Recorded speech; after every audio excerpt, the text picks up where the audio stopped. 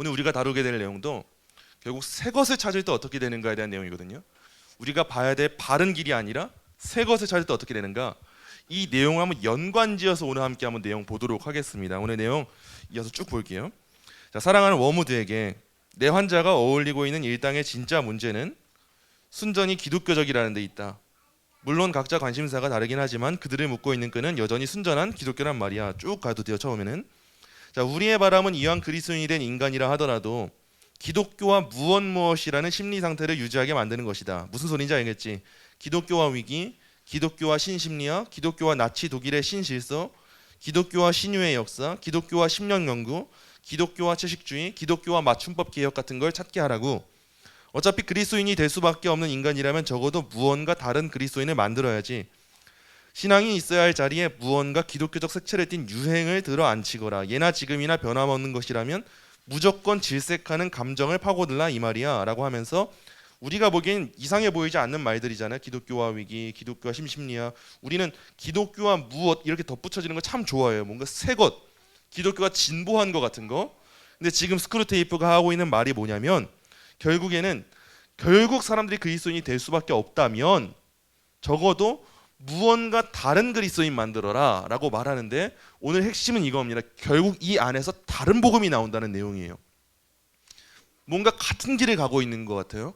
각자 다들 자기 인생 준비하는 것 같고 다들 그리스도인인 것 같은데, 희한하게 결국에는 다른 그리스도인이 되는 그 과정이 어떤 건가를 오늘 보도록 할 거예요. 자, 이 감정은 우리가 인간의 마음에 만들어낸 가장 값진 열정이다. 이 감정이야말로 종교에서는 이단을, 조언을 할 때는 어리석음을, 결혼생활에서는 부정을, 우정에서는 변덕을 일으키는 원천이지. 인간은 시간 속에서 사는 존재인지라 현실을 연속적인 형태로 경험하게 되어 있다. 그러나 현실을 많이 경험하려면 그만큼 다양한 걸 많이 경험해야 하는 게야. 이것은 곧 변화를 경험해야 한다는 뜻이다. 인간은 어쩔 수 없이 여러분 변화를 경험할 수밖에 없어요. 근데 이걸 이제 사탄은 이용을 해요. 변화가 얼마나 긍정적이고 좋은 것인지. 자, 이렇게 인간에게는 변화가 필요하기 때문에, 시간 속에 살아가면 다양한 걸 경험할 수밖에 없기 때문에, 자, 원수는 인간이 먹는 걸 즐기듯이 변화도 즐기게 해놨어요. 예수님은 변화도 즐기게 해놨어요. 우리가 일반 은총 지난주에 배운 것처럼 우리가 시간 가운데 살면서 새로운 것을 누리는 거 무조건 잘못된 게 아니에요. 여행도 갈 수 있고 무언가 물건을 구매할 수도 있고 삶 가운데 윤택한 무언가를 누릴 수도 있는 거예요. 이걸 예수님은 즐기게 해놨어요. 자, 그러나 먹는 것이 그렇듯이 변화 역시 그 자체가 목적이 되면 곤란하니까 결국 예수님이 하신 일이 뭐냐? 불변을 사랑하는 마음을 주세요. 그래서 변화를 사랑하는 마음과 균형을 맞추게 하신 거. 이게 우리 예수님이 하신 일이에요. 예수님이 하시는 일은 특별 은총을 심어주세요. 근데 일반 은총도 굉장히 중요하다는 걸 가르치시면서 균형을 고루고루 갖추게 하세요. 어느 한쪽으로 무너지게 하지 않으셨어요. 우리가 지난주에 배운 내용대로라면 뭐 소키누스주의가 되거나 제세례파가 되거나 이런 게 아니라 둘 다 누릴 수 있도록 균형을 갖추신 분. 그게 진리에서 나오는 거예요, 여러분. 균형은 항상 진리에서만 나오지 진리가 벗어나면은 균형이 깨지게 돼요. 자, 그러고는 변화와 불변을 결합함으로써 자신이 창조한 세계 속에서 이 두 취향이 다 만족될 수 있도록 고안해 두었지. 이게 하나님의 질서입니다. 자, 인간에게 사계절을 주되 그 계절이 해마다 다르면서도 같게 해놓은 것처럼 말이야. 그래서 봄은 늘 새로우면서 동시에 아주 오래된 주제의 반복이 된다. 원수는 자기 교회에도 영적인 해를 주었는데 그건 역시 금식과 축제가 번갈아 바뀌면서도 동시에 해마다 같은 절기를 지키게 되었지. 이 모든 질서는 다 하나님으로부터 나온다는 거예요. 그러나 우리는 먹는 즐거움만 따로 부풀려 탐식을 만들어낸 것처럼 변화가 주는 자연스러운 즐거움만 따로 뒤틀어 완벽하게 새 것만 원하는 욕구로 바꾸고 있다. 이게 사탄이 하는 일이에요. 무언가 하나의 균형을 상실하게 만드는 거예요. 균형이 사라져요. 사탄이 하는 일은 항상 전부 사라지게 만들어요. 그래서 어떤 한 곳에 극단에 빠지게 만들어요. 변화가 주는 것만 막 즐겁게 만드는 거예요. 그걸 욕구를 중심적으로 삼게. 그래서 이 욕구는 전적으로 우리의 작품이야. 혹시라도 우리가 이 인물을 게을리한다면 인간들은 올해 1월에 내린 눈송이와 오늘 아침의 해돋이와 이번 크리스마스의 플럼 푸딩 앞에서 새로움과 친숙함을 동시에 맛보며 만족할 뿐 아니라 황홀감까지 느끼게 될걸. 우리의 교육을 제대로 받기 전에 어린아이들이 하는 꼴을 좀 보거라. 여름에서 가을로 접어들 때마다 어느 해와 같이 다름없이 도토리 놀이에서 돌멩이 치기로 제철 놀이를 바꾸면서도 재미있어 어쩔 줄 모르지 않느냐. 그러니 우리가 끊임없이 노력할 때만이 리듬과 상관없는 무한한 변화의 욕구를 보존할 수 있는 게, 애들은 노는 것만 집중하잖아요. 계절이 바뀌면 노는 그 놀이가 바뀌잖아요. 근데 어린 아이들은 그 노는 거에만 중점을 둔다는 거예요. 지금 사탄이 하고 있는 말이. 그래서 이제 계절이 바뀌고 해가 바뀔 때마다 우리는 노는 거 할 수 있어요. 할 수 있지만 그럼에도 은혜를 기억하면서 균형을 갖추어야 되는데, 그 균형을 알지 못하고 어린아이들처럼 놀려고만 하는 거, 여러분 이게 사탄이 잘 갖고 놀고 있는 사람들의 특징입니다. 일반 은총만 죽어라 파요. 또는 특별 은총만 죽어라 파요. 이게 다 사탄이 중요하게 여기는 것들이에요. 이 리듬을 생각하지 않아요. 언젠가 오르막길 내리막길 이걸 이해하지 못하고 계속 한쪽의 극단만, 그 욕구만 보존하는 거, 이게 사탄이 시킨다는 거예요. 그래서 이 욕구는 여러모로 유익하다. 무엇보다 욕망은 증대시키면서 쾌락은 감소시킬 수 있지. 새것이 주는 쾌락이란 본질상 그 어떤 것보다 한계 효용 체감의 법칙에 지배받게 마련이거든. 게다가 지속적으로 새 것을 경험하려면 돈이 많이 들기 때문에 탐욕이나 불행 중 하나 또는 두 가지 모두를 불러올 수 있다. 우리가 흔히 쾌락을 위해서 지속적으로 뭔가 새로운 걸 경험하려면 돈이 많이 드는 거, 이건 일반적인 법칙이잖아요. 그러다 보니까 둘 중 하나에 빠진다는 거예요. 그래서 돈이 너무 좋아요. 아니면 이 돈 때문에 불행해져요. 이런 것들이 사탄이 만들어내는 과정이라는 거예요. 더 나아가 이 욕구가 거세지면 거세질수록 무해한 쾌락의 원천은 더 빨리 고갈되어 버리고 결국에는 원수가 금지하는 쾌락으로 나아가게 되지. 이거는 뭐냐면 단순한 쾌락이 아니라 이게 결국 쾌락주의인 거예요. 이게 전부가 되어버리고 목적이 되어버려요. 이걸 예수님이 금지시키는 거예요. 쾌락 자체가 잘못되지 않았어요. 하지만 이 쾌락이 목적이 될 때가 문제가 되는 거예요. 우리의 목적이 되는 쾌락과 목적이 되는 즐거움이 뭐냐? 소요리문답 1문1답에 다 있는 거예요. 하나님을 영원토록 즐거워하는 거, 이게 우리 목적인데 계속 나를 위한 목적을 만드는 거, 이게 쾌락주의가 되는 거예요. 그래서 예를 듭니다. 예를 들어볼까? 우리는 최근에 이런 식으로 예나 지금이나 변함없는 것을 질색하는 마음에 불을 지름으로써 예술을 그 어느 때보다 위험이 덜한 물건으로 바꿔놓았다. 저급 예술가, 고급 예술가 할 것 없이 새롭고 더 새로운 것, 과도한 선정성, 부조리, 잔혹성, 교만 속으로 하루가 다르게 빠져들고 있거든. 전 이 이야기가 어디서 발견되는가 생각해 볼 때 이게 딱 현대교회예요. 그냥 현대교회. 이게 그냥 지금은 다 새로운 거, 도파민에만 중독이 되어 있어요. 그래서 교회에서 말씀에 집중하는 거, 성경 읽는 거, 교리 배우는 거, 신앙 고백서를 외우는 거, 이런 것들에 대해서는 다 그냥 옛 것으로 치부해버리고 질색을 합니다. 교회 안에서 흥미로운 것만 찾고 있어요. 그럼 도파민 자체를 어떻게 문제라고 해요? 근데 그 도파민이 길들여지다 보면은 점점 일상을 회복하지 못해요. 일상에서 벗어나게 돼요. 마약도 마찬가지 아니겠어요? 마약도 처음에는 단순하게 진통제와 같은 역할을 할 수 있을 때가 있었죠. 근데 거기에 길들여지다 보니까 그 마약 없는 일상을 못 살잖아요. 근데 일상이 없이 어떻게 쾌락만 있겠어요? 그러다가 마약 중독이 되는 거예요. 교회도 마찬가지 아닐까 싶어요. 지금 현대 교회가 완전 교회를 그냥 주민센터처럼 만들어 놓잖아요. 말씀 배우고 싶어하는 사람도 굉장히 적어졌잖아요. 교리라고 하면 그냥 고리타분한 게 되어버렸잖아요. 그냥 개혁주의라고 하면 아예 틀에 박힌 사람들, 신앙 고백서 딱딱한 거, 재미없는 거, 지루한 거, 아니 그런 거 어린아이들 앉혀놓고 왜 하는 거야? 어린아이들한테 지금 당장 효과 있는 게 좋잖아. 이런 식의 인식이 우리들에게 있는데, 그게 지금 사탄이 심어놓은 그 마음이라고 스크루테이프가 말하고 있는 거예요. 예나 지금이나 변함없는 것을 질색하는 마음에 불을 지르는 거. 우리의 관심은 교회에서 모였을 땐 진리에 있어야 돼요. 예나 지금이나 변함없는 것에 있어야 되는데 우린 늘 새로운 거, 늘 새 거, 늘 변함이 있는 거, 이걸 추구하다 보니까 계속 무언가를 만들고 그 속에 빠져버린다는 거예요. 그러니까 한편으로는 교회 안에서 옛 것이 아니라 새로운 것, 심지어 교회 안에서도 과도한 선정성, 부조리, 잔혹성, 교만, 이런 것들이 생겨나게 된다는 거죠. 자, 마지막으로 새 것을 찾는 이 욕망은 유행이나 풍조를 창출해내는데 꼭 필요한 요소가 된다. 사상의 유행을 이용하면 진짜 위험한 것에 관심을 갖지 못하도록 방해할 수 있지. 각 세대마다 가장 덜 위험한 악은 반대하면서 그때그때 퍼뜨리고 싶은 악에 가장 가까운 미덕은 찬성하도록 유행의 구호를 몰고 가면 된다고. 홍수가 날 때는 소화기를 들고 설치게 하고, 배가 침몰할 때는 배전까지 물이 들어온 쪽으로만 몰려들게 하는 게 우리 작전이야. 인간들이 모조리 세속화되고 열정이 식을 때에는 열정의 위험성을 조목조목 폭로하는 사조를 유행시키고, 1세기쯤 지나 사람들이 모조리 바이런식의 감상에 빠졌을 때에는 단순한 오성의 위험을 부르짖도록 유행을 바꾸어 버리는 게지. 또 잔인한 이런 시대에는 감상을 경계하게 하며 선정적인 시대에는 청교도주의를 경계하게 한다. 인간들이 죄다 노예 내지는 폭군이 되려고 안달나 있을 때에는 물론 자유주의를 최고의 적으로 만들어야지. 이게 지금 너무 우리의 모습인 거예요. 그러나 무엇보다 큰 승리는 예나 지금이나 변함없는 것을 질색하는 이 감정을 철학으로 승화시키는 거. 이게 진짜 중요해요. 예나 지금이나 변함없는 것, 진리의 영역이잖아요. 이게 비종교인들이 보기에, 비신앙인들이 보기에 이게 종교의 영역이고요. 이런 진리를 질색하는 이 감정을 가지고 철학으로 승화시키잖아요. 그래서 일반 학교에도 다 종교학과가 있잖아요. 종교학과. 일반 대학교에도 종교학과가 있어요. 신학교에만 신학과가 있는 게 아니라, 기독교 학교가 신학교에만 있는 게 아니라 일반 학교에서도 그걸 만든단 말이죠. 그때 종교학과가 주로 하는 일이 뭐냐? 기독교를 철학으로 승화를 시켜요. 기독교 성경을 가지고 승화를 시켜서 그걸 가르쳐요. 보다 보니 이거 처음 알았어요. 한양대도 사실 기독교 학교더라고요. 저는 잘 몰랐어요. 근데 그 대학 교회를 보니까, 그 대학 교회 주보를 좀 보니까 거기서 자주 쓰는 말이 성서예요. 성서. 성서라고 하는 말 우리가 아무 거리낌 없이 보지만 사실 이 용어 사용에서 우리가 신학의 차이를 볼 수 있어요.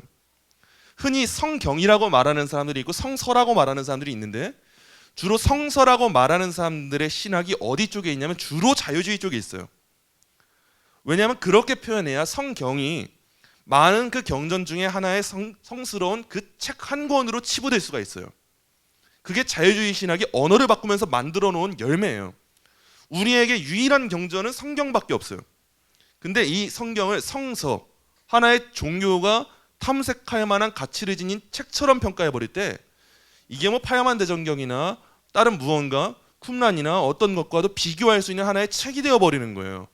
이런 용어를 우리가 중요하게 봐야 돼요. 지금 시대는 계속 이 작업을 합니다. 기독교를 계속 종교화시키면서 그 안에서 철학화를 시키면서 학문적으로 만들어요. 그래서 도울 김용옥 같은 사람도 마찬가지예요. 기독교를 연구했다. 무슨 어떤 복음서를 연구했다. 근데 들여다보면은 결국 그 복음서의 전승이 진짜 우리가 믿는 것처럼 역사적인 건, 역사적인 그 신앙이 합리적인 것인가? 아담과 하와가 실제 있었던 역사 인물인가? 예수님이 진짜 신이 맞았는가? 동정녀 탄생이 정말 과학적으로 납득 가능한 것인가? 성경의 무호성이 가능한 것인가? 과연 하나님이 삼위일체로 존재하신다는 게 이성적으로 납득 가능한 것인가? 이런 것을 따지고 들어가는 거예요. 과연 성경 번역가들과 이 성경을 필사했던 사람들은 성경을 온전히 번역했을까? 하나님의 섭리가 아니라 인간의 역사로만 모든 걸 이해해버려. 그러다 보니까 그래, 성경에서는 모든 것이 다 옳은 건 아닐 거야 라고 하면서 시대에 따라 자기들의 해석을 왜곡시켜버리는 거예요. 자기들 관점으로 성경을 이해해버려요. 그러다 보니까 성경도 다양한 종류에 나와요. 어떤 사람들이 읽을 수 있는 특정한 성경을 만들어요. 예를 들면 페미니즘 성경을 만들어버리는 거예요. 퀴어 성경을 만들어버리는 거예요. 그 퀴어 성경을 만들면서 예수님의 이 십자가 사역을 결국 가부장제에 의한 폭력과 압제로 봐버리는 거예요. 이걸 철학이라고 말하고 학문이라고 말하는 이 시대 가운데 우리가 살아가고 있는데, 우리가 어떻게 이렇게 우리가 진리에 관심이 없어서는 우리가 어떻게 되겠어요? 결국 사탄이 우는 사자와 같이 우리를 삼키려고 할 때 우리가 깨어있고 우리가 더 투쟁하고 우리가 더 제대로 갑옷을 입지 않으면 우리는 버틸 힘이 없어요. 그래서 우리 교회는 더 배워야 돼요. 더 옛날 것에 치중을 해야 돼요. 그 지루해 보이는 거 해야 돼요. 어쩔 수가 없어요. 새 것에서 진리가 안 나오는데 어쩌겠어요. 우리는 시대를 어떻게 보면 역행을 해야 됩니다. 우리가 옛 것을 다시 한번 우리의 것으로 만들면서 하는 그 열매를 맺어내야 된다는 거예요. 이어지는 거 볼게요. 지식인들의 헛소리를 통해 의지의 타락을 강화시킨 것이다. 그래서 다 헛똑똑이들이요. 지금 이 시대에 이 철학하는 사람들, 신앙 가졌다는 사람들이. 근데 유럽 사상에 전반적으로 나타나고 있는 진화론적, 역사적 특징은 이 점에서 아주 유용하지. 원수는 상투적인 걸 좋아한다. 그래서 내가 아는 한 인간들이 행동을 하기에 앞서 아주 단순한 질문들을 던지길 바라지. 이를테면 옳은 일인가, 신중한 일인가, 가능한 일인가 하는 따위 말이야. 예수님의 관심은 사실 이거예요. 옳은 일이 맞는가, 신중한 것인가, 맞는 길인가, 가능한 건가. 그런데 우리가 그 대신 우리 시대의 전반적 조류에 부합하는 일인가, 진보적인 일인가, 반동적인 일인가, 역사의 흐름에 맞는 일인가를 질문하게 만들 수만 있다면 진짜 필요한 질문들은 무시하게 될 거다. 사탄이 주는 질문은 다 이런 거예요.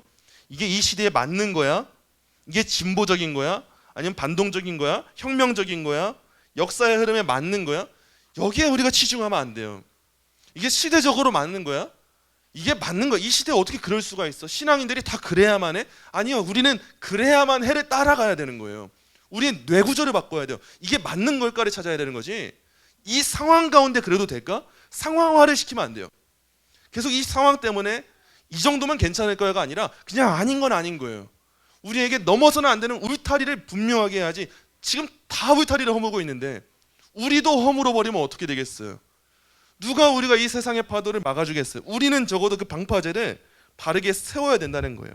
다음 문단입니다. 물론 이런 건 대답할 수가 없는 질문들이야. 인간은 미래가 어떻게 될지 모를 뿐 아니라 그 미래의 모습이란 게 사실은 상당 부분 지금 자기들의 선택에 달려있다는 것도 모르니까 그들은 오히려 미래에 기대어 지금 선택을 내리려고 들지.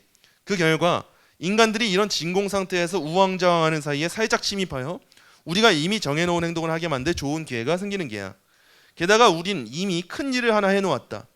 한때 인간들은 좋은 변화와 나쁜 변화 또는 좋지도 나쁘지도 않은 변화를 구분할 수 있었지. 그런데 우리는 이런 지식을 상당 부분 제거하는데 성공했다.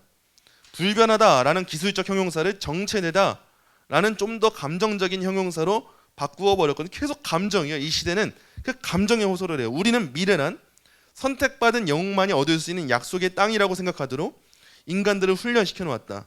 물론 실제로야 직업이나 신분에 상관없이 1시간당 60분의 속도로 찾아오게 되어 있는 것이지만 너를 아끼는 삼촌 스크루테이프. 오늘 우리가 생각해 봐야 될 내용들입니다. 먼저 첫째, 기독교 신앙의 본질성과 기독교 플러스 알파의 유혹에 대해서 우리가 한번 생각해 봐야 돼요. 오늘 C.S. 루이스가 계속 강조하는 게 뭐냐면 순전한 그 기독교에서 벗어나서 기독교 플러스 알파의 형태로 신앙을 변질시키려는 이 유혹을 주목하고 있어요. 더 무언가를 덧대려고 해요. 기독교가 아닌 게 아니라 기독교 위에 뭔가 자꾸 덧대요. 그럼 이렇게 될 때 우리에게 어떤 일이 펼쳐지냐? 복음의 본질이 흐려져요. 그리고 복음이 인간의 관심사에 종속될 위험이 생겨요. 우리가 쉽게 많이 쓰는 표현으로 복음이 세속화가 돼요. 복음이 맛을 잃어요. 소금이 짠맛이 없어요. 빛이 바래지지 못해요. 이런 일들이 우리는 좋아 보여서 한 거잖아요. 기독교와 심리학, 기독교와 정치운동, 이게 기독교적인 거야? 이게 더 나아간 거야? 더 진보한 거 좋아 보이는데 이렇게 될 때 더 큰 문제가 생긴다는 거예요. 오늘날 교회 안에서도 신앙이 특정 이념이나 사회운동에 종속되는 그 경향이 강해지고 있어요. 지금 진짜 그런 것 같아요. 지금 이렇게 나라가 혼란스러울 때 두 파가 또 나뉠 거예요. 이게 기독교는 정치적으로 나아가야 된다는 파가 있을 것이고 기독교는 무조건 정치로부터 멀어져야 된다라고 말하는 파들이 있을 거예요. 이게 사탄이 진짜 좋아하는 일이에요. 균형을 갖추는 게 정말 어려운 일이거든요. 근데 우리는 그래도 균형 갖추는 걸 추구해야 돼요. 어렵다고 해서 안 하는 게 아니라 어려워도 맞는 길을 찾는 거예요. 그냥 시대에 따라서 이게 맞대 저게 맞대 이리 갔다 저리 갔다가 여기 좋은 게 있다더라 저기 좋은 게 있다가 아니라 우리가 대학생으로 시작하면 우리는 진짜 그 족보를 찾아다녀야 돼요. 그 과거부터 선배들로부터 그렇게 흘러내려오던 정답지, 그 진리가 어떻게 우리한테 오게 되었는가, 그걸 찾지 못하면 여러분 기독교는 나라가 번영되던 나라가 쇠락되던 어떻게든 기독교는 말살될 거예요. 기독교가 진리의 순수성을 잃었을 때 그때 기독교에 그때는 미래가 없게 될 거예요. 그래서 우리는 결국 오늘 다시 복음 자체를 중심으로 삼는 이 신앙에 정말 매몰돼야 돼요. 이거는 강조해도 끝이 없어요. 매일매일 강조해도 끝이 없어요. 다시 복음 앞에 서는 거, 이게 먼저 우리가 첫 번째 생각해야 할 내용입니다. 두 번째입니다. 자, 새로움의 중독성과 변하지 않는 진리의 가치에 대한 점이에요. 우리 인간은 본성상 변화와 새로움을 즐기도록 창조됐어요. 하나님이 주신 은혜예요. 이게 일반 은총이에요. 변화와 새로움 좋은 거예요. 나의 무언가를 가꾸는 거 좋은 거예요. 하나님은 우리한테 문화 명령을 주셨어요. 땅을 경작하라고 하셨어요. 이 경작하다라고 하는 말에서 문화라고 하는 말이 나온 거예요. 그래서 우린 열심히 이걸 해야 돼요. 근데 루이스는 새로움 자체를 목적으로 삼게 되는 위험성을 지적하고 있어요. 이게 어려운 문제예요. 새로움 자체가 목적이 되었을 때, 새로움이 탐닉될 때 결국 어떻게 되냐? 진리와 전통의 가치가 쉽게 경시돼요. 기독교가 사회에 빛을 발하는 거 정말 중요해요, 여러분. 기독교가 자선단체가 되는 거, 자선을 베푸는 거, 사회적인 복지를 하는 거 정말 중요해요. 기독교가 여러 전도를 하면서 다양한 일들을 하는 거 정말 중요해요. 근데 균형을 갖추지 못했을 때 기독교가 그냥 사회복지단체가 되는 경우가 정말 많아져요. 그냥 기독교가 사회에서 복지를 이루는 단체가 되어버리거나 문화센터가 되어버리고 그냥 끝나는 경우가 생겨요. 그냥 기독교가 콘서트홀이 되어버리고 어떻게 보면 세상에 그냥 세바시 같은 강연장이 되어버리고 그냥 기독교가 그런 데에만 빠져버리는 경우가 생기는데 그게 바로 진리와 전통의 가치가 사라지는 경우예요. 그래서 우리가 중요한 자세가 이거예요. 급변하는 문화 속에서 변화를 무비판적으로 추구하기보다 결국 또다시 복음이에요. 복음의 변함없는 진리를 붙드는 균형 잡힌 자세를 지녀야 돼요. 그냥 문화 다 나쁜 거 아니에요. 문화 중요해요. 근데 문화 중요한데 비판적으로 분별하면서 수용하는 능력이 필요해요. 근데 이게 정말 어려워요. 그냥 문화를 다 수용해버리면 쉬워요. 그리고 결과가 좋을 거예요. 그리고 문화를 다 비판해버리면 이것도 쉬워요. 너무 좋은 일일 거예요. 그것도 우리가 둘 중 하나에 빠지잖아요. 결과는 좋을 거예요. 열매가 잘 맺어질 거예요. 그냥 우리가 이 시대의 문화가 되어버려도 우리 교회 안에 다양한 복지 시스템이 있으면서 많은 이들이 듣기 좋은 설교가 전해질 때 좋을 거예요. 보기에. 또 반대로 우리 교회가 문화 콘텐츠 다 차단해버려도 좋을 거예요. 어린아이들 스마트폰 그냥 다 안 돼요. 어른들도 유튜브 그냥 다 안 돼요. TV 다 안 돼요. 드라마 안 돼요. 무조건 성경만 읽어야 돼요. 여러분 이것도 또 좋은 결과를 낳게 될 거예요. 왜냐하면 그게 바로 중세 수도원 운동에 주는 장점들이었거든요. 내가 신앙생활하고 있다는 느낌이 얼마나 잘 드는지 몰라요. 그게 내 힘으로 하게 되니까.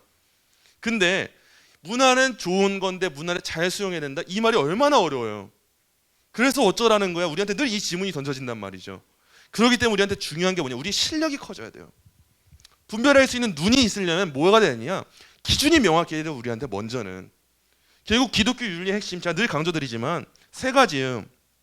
기준, 동기, 목적이에요. 우리의 성도의 윤리는 사실 이 세 가지에 다 있는 거예요. 기준은 항상 성경이에요. 동기는 믿음이에요. 목적은 하나님의 영광이에요. 근데 이 목적대로 살아가기 위해서 필요한 게 뭐냐? 우리가 성경을 명확하게 알지 못하면 어떻게 이 기준을 세워요? 하나님 뜻이 무엇인지 알지 못하면 어떻게 변하지 않는 진리를 붙잡아요? 그냥 이단들이 와서 성경 풀어 설명해주면 그래 그것도 맞는 말이겠구나 성경 전한다네 이러고 가버리죠. 그러니까 우리한테 성경을 부단히 붙잡고 알아가려고 하는 노력과 의지가 필요해요. 더 공부해도 부족해요. 성경을 보는 눈이 부족하니까 우리가 더 교리를 공부해야 돼요. 더 하나님이 어떤 분이신지 알아야 돼요. 예수님이 어떤 분이신지 알아야 돼요. 이게 먼저 있어야 돼요. 그리고 믿음이 더 커져야 돼요. 믿음이 명확해야 돼요. 근데 그러려면 어떻게 해야 돼요, 여러분? 말씀 묵상하는 거 당연한 것이고 더 기도하고 자기 부인하고 십자가 지는 그 삶을 살아가야 돼요. 이게 어떻게 쉬워요? 정말 어려운 영역이에요. 이거는 세상이 가지가 않아요. 세상은 눈에 보이는 쉬운 걸 따라가요. 당장 결과 좋은 거 따라가요. 그냥 우리 교회에서 많은 사람들 하하호 하시는 거 그거면 되는데 우리는 반대를 걸어가는 거예요. 그 심지어 목적도 반대예요. 세상은 다 나의 영광을 위해 살아가요. 우리 가족의 영광, 나의 영광, 내가 추구하는 바, 나의 쾌락 이걸 위해 따라가는데 하나님 영광 위해 살아간다는 거 정말 어려운 일이거든요. 이 모든 일들을 다 할 때 우리가 분별할 수 있게 되니까 얼마나 어려워요. 근데 그럼에도 우리가 걸어가야 될 길은 바뀌지가 않아요, 여러분. 절대 바뀌지 않아요. 우리는 그럼에도 이 균형 잡힌 자세를 갖추기 위해서 다시 말씀에 우리가 힘을 기울여야 될 것이고 믿음을 우리가 더욱더 경건하게 훈련하는 일에 더욱더 열심히 다해야 될 것이고 다시 한번 우리가 교회 와서 뭘 해야 돼? 늘 초점을 다시 잡는 거예요. 일주일의 삶 가운데 내가 얼마나 나의 영광을 보고 있었는가? 주일 예배 시간에 다시 한번 우리가 말씀 앞에 서면서 다시 바로 잡는 거예요. 회개하고 회개해도 또 부족해요. 괜찮아요. 그래도 또 회개하는 거예요. 오늘도 마찬가지입니다. 오늘도 다시 한번 그래 하나님 말씀이 가라고 하는 길은 이 길이었지 다시 정리해요. 그리고 그래 믿음으로 훈련하는 건 이런 거였지. 그래 입이 안 열려도 기도 한번 해보는 거지. 그래도 예수님 한 번 더 붙잡아 보는 거지. 그래도 내가 한 번 더 무릎 꿇어 보는 거지. 그래 오늘 한번 기도해보자. 그래 내가 한 번 더 자기 부인해보자. 나의 뜻을 한번 꺾어보자. 또 하는 거예요. 마찬가지. 또 오늘도 그래 오늘도 내가 나의 영광을 위해서만 일주일 동안 기도했던 것 같은데 하나님의 기뻐하시는 뜻이 무엇인지 구하자. 하늘의 뜻이 이 땅 가운데 이루어지는 게 무엇인지 내 삶 가운데 한번 경험해보자. 이런 마음을 갖고 살아갈 때 우리가 세상의 이 새로움에 중독되지 않고 변하지 않는 걸 붙잡게 되는 거예요. 정말 어려운 길이에요. 그래서 여러분 앞으로도 꼭 이런 일에 열심히 다해서 훈련해야겠다. 이 마음 여러분 스스로가 가지시기를 소망합니다. 마지막 셋째입니다. 진리에 대한 질문의 상실과 시대 정신의 종속에 대한 거 오늘 말씀이 이게 교훈해주고 있어요. C.S. 루이스가 오늘 이런 얘기를 해요. 옳은가를 묻는 대신에 시대 정신에 부합하는가 이걸 계속 이 시대가 묻고 있다. 이걸 말하고 있어요. 우리 기독교도 어느덧 옳은가보다 이게 시대에 맞을까 이걸 많이 생각하게 되는 것 같아요. 우리가 옛날에는 그냥 전도해야 된다. 이게 명제잖아요. 전도해야 된다. 근데 요즘엔 전도라고 말 나오자마자 이게 시대에 맞을까? 이 말부터 나와요. 그러면서 단순하게 그냥 아무렇지도 않게 노방전도 하는 분들의 사기를 꺾어버려요. 그냥 야, 아니 이 시대에 어떻게 그렇게 구닥다리 방식으로 전도할 수 있어? 아니 어떻게 아직도 그냥 예수천당 불신지옥 외치면서 다닐 수 있어? 뭐 시대에 부합하는지 부합하지 않는지 이거는 우리가 판단할 게 아니죠. 근데 그냥 그 말 하는 게 쉽다는 거예요. 그냥 시대에 부합하지 않잖아. 이 말 하는 사람 중에서 진짜 나가서 하는 사람들이 많을까 했을 때 많지 않은 것 같아요. 아니 요즘 시대에 어떻게 그렇게 신앙생활해? 시대에 부합하지 않잖아. 이러면서 아무것도 안 하잖아요. 이런 그랬을 때 결국 진리는 왜곡되고 상실될 것이고 모든 사람들이 도덕적인 책임을 갖지 않게 될 거예요. 이런 시대를 우리가 포스트 모던 시대라고 해요. 이때 우리 교회는 더 여러분 길을 잘 잡아야 돼요. 시대의 조류에 순응하지 말고 변함없는 하나님 말씀을 기준으로 비판적 사고를 키워야 돼요. 그래서 시대를 분별해야 돼요. 분별. 옳은지 아닌지를 분별하는 게 제일 중요해요. 그냥 시대가 이렇다더라. 우리 아이들 나중에 이렇게 커야 된다더라. 이런 집 사야 된다더라. 이런 데 가면 좋은 일들이 펼쳐진다더라. 여기가 그렇게 학교가 좋다더라. 여기에서 이렇게 행동하는 게 옳다더라. 저 사람은 이렇게 했다더라. 이게 아니라 우리의 1차적인 관심은 늘 머릿속에 마음속에 각인돼야 돼요. 그래 이게 옳은 거야 그른 거야. 이게 하나님이 기뻐하시는 거야 아닌 거야. 이게 시대와 맞든 말든 나는 그건 상관없고 이게 그래서 하나님이 기뻐하신다는 거야 만다는 거야. 이게 순종이라는 거야 아니라는 거야. 이게 죄라는 거야 순종이라는 거야. 우리 머릿속엔 늘 이 생각부터 있어야 돼요. 그래야 우리 행동이 하나님이 기뻐하시는 열매를 맺게 되는 겁니다. 여러분 오늘 내용 절대 이 균형이라는 내용이 쉽지가 않아요. 정말 어려운 내용이에요. 그래서 우리는 오늘 다시 한번 부단히 노력해야 될 필요성이 있습니다. 여러분 그러므로 꼭 이 시대의 가치를 따라가지 마시고 다시 한번 내 마음 깊숙한 곳에서 주님 저에게 진리를 사수하기 위한 그 마음을 주시고 이 시대가 어떻게 흘러간다 한들 저는 바른 길을 걸어가는 성도 되게 하시옵소서. 제게 진정한 믿음 주시고 갈망함 주셔서 다시 한번 시대에 흔들리지 않는 마음 가지고 나아갈 수 있는 은혜를 허락하여 주시옵소서. 이렇게 오늘 내용 묵상하면서 함께 기도하시도록 하겠습니다. 함께 기도하겠습니다.